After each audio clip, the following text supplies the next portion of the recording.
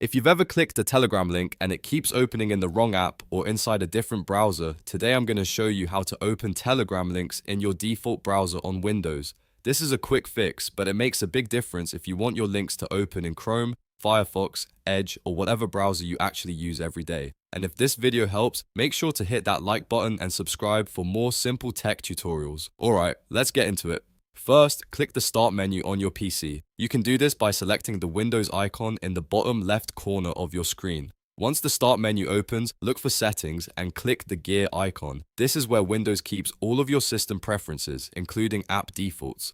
After the Settings window opens, click on Apps. On the left side or in the main menu, you'll see an option called Default Apps. Go ahead and select that. This section controls which apps Windows uses for different file types and web links. Now, look for your preferred browser. You can search for Chrome, Firefox, Microsoft Edge, or any browser you want to use as your default. Once you find it, click on it to open its default app settings. Here's the important part. Make sure it is set as the default option for web links, especially HTTP and HTTPS. That tells Windows to open web pages and Telegram-related links in your chosen browser instead of another app.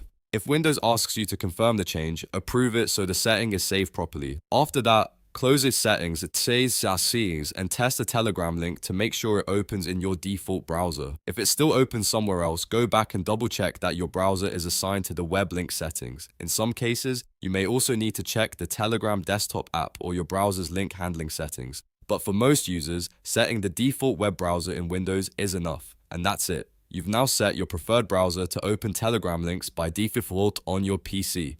If this tutorial saved you time, please hit like and subscribe because I post easy fixes like this all the time. Thanks for watching and I'll see you in the next one.